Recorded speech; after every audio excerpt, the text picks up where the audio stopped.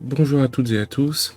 Dans cette série de vidéos, nous allons voir ensemble comment créer une application à partir du framework Laravel.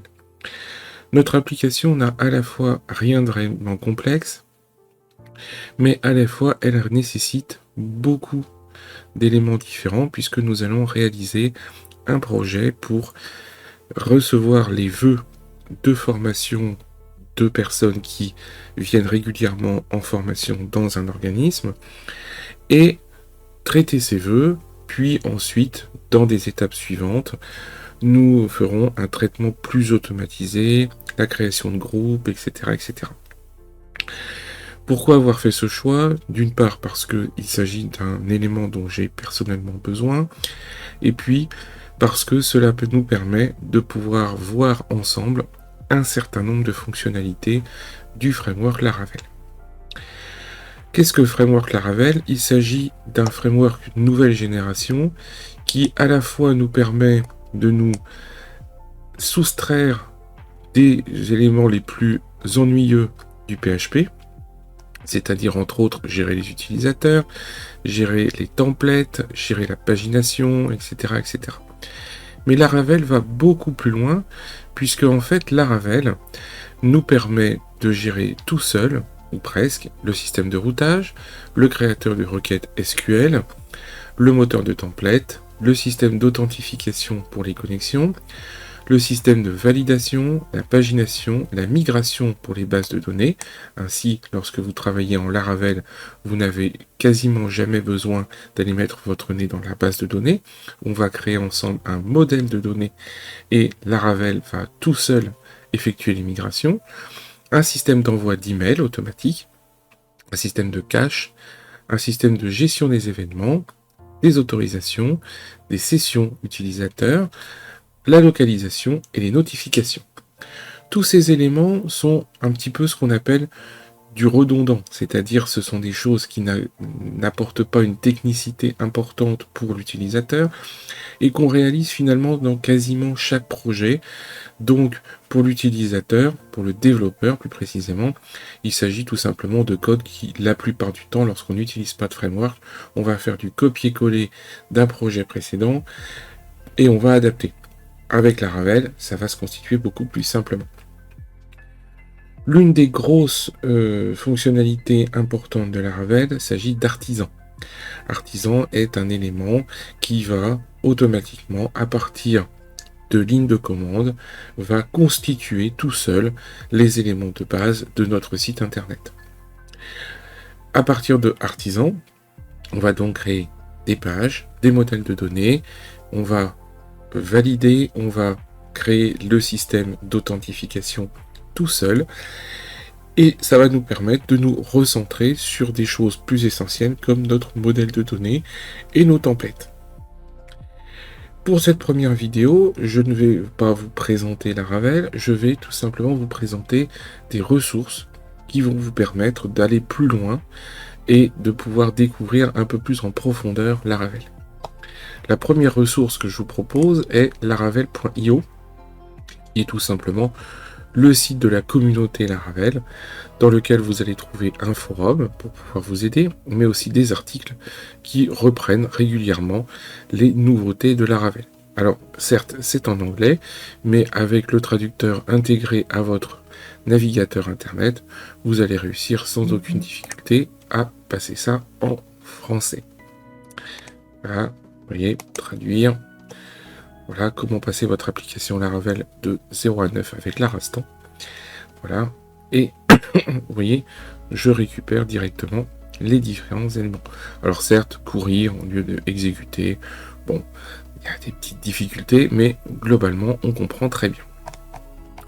Ce site est très bien fait, puisque comme vous le voyez, à chaque fois, nous avons des exemples de code qui vont vous permettre de pouvoir vous y retrouver.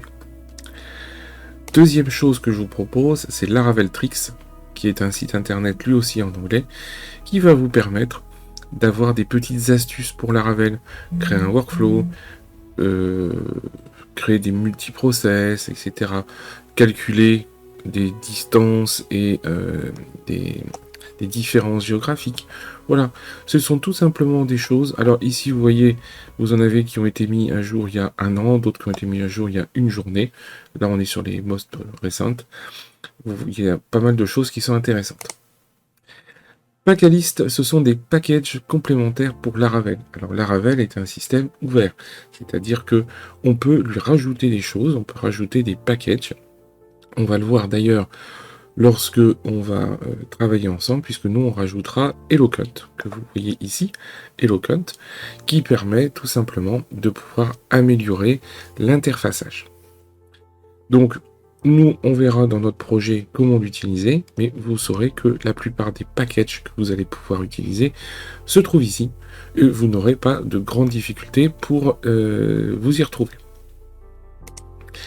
Laracast, donc, qui est tout simplement un cours de Laravel, voilà, qui va vous permettre de savoir comment faire pour utiliser Laravel. Il vous propose d'ailleurs une série qui est faite par monsieur Jeffrey Way, qui vous permet d'apprendre Laravel en 30 jours. Alors, 30 jours, c'est un petit peu léger, on va dire. Hein. En réalité, je pense que vous en mettrez un petit peu plus.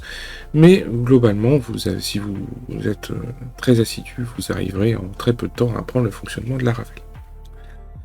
À noter d'ailleurs que ce travaux pratique sera réalisé entre Laravel 10 et Laravel 11, puisque la version Laravel 11 vient de sortir. Et puis pour terminer, nous allons utiliser Laragon. Alors qu'est-ce que c'est que Laragon? Il s'agit d'un environnement de développement pour Laravel. Pour utiliser Laravel, nous avons besoin de plusieurs choses. On a besoin d'un moteur PHP, d'un serveur, on va utiliser Apache. On a besoin aussi également de MySQL, c'est-à-dire un moteur de base de données. On a besoin, comme je le disais, de PHP.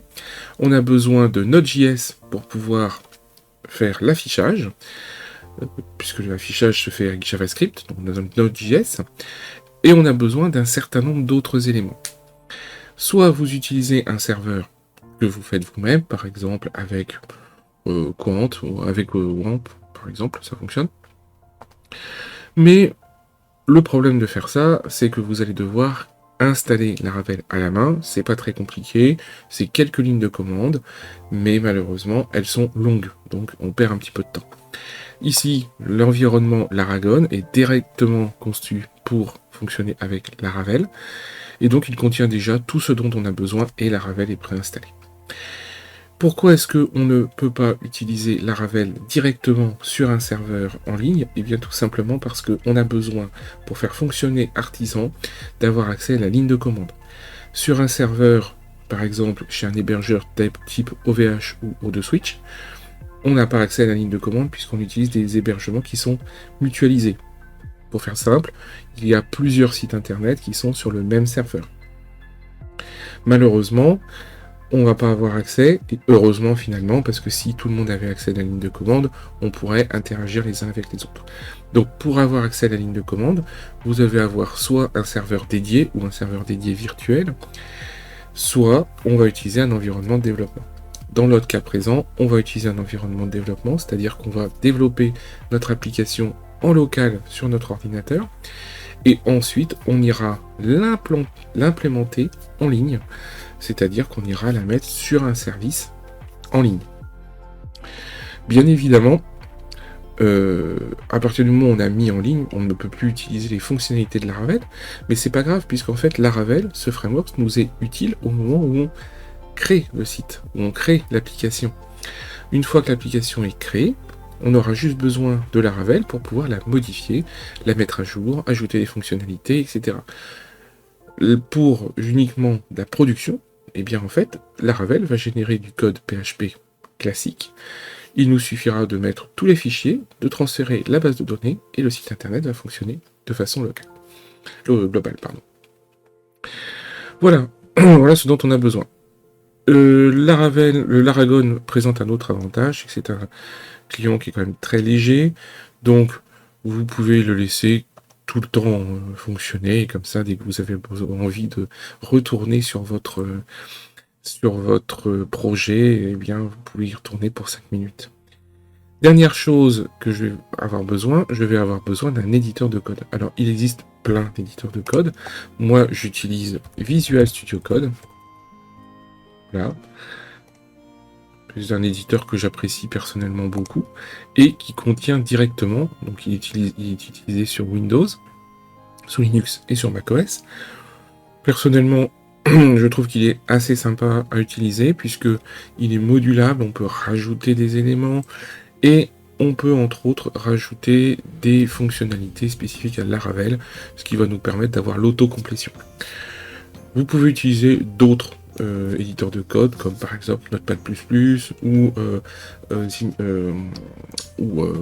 d'autres éléments qui sont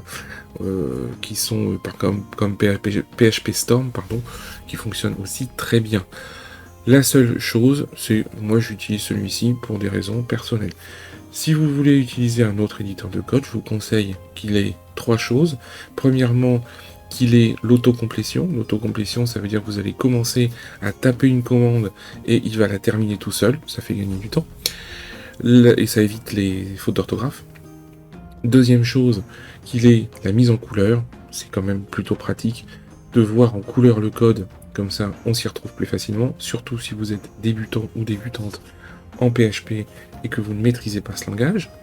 Et troisième chose, qu'on ait l'indentation. L'indentation, ça veut dire tout simplement des mises à la ligne et des alinéas qui vont permettre de nous y retrouver plus facilement.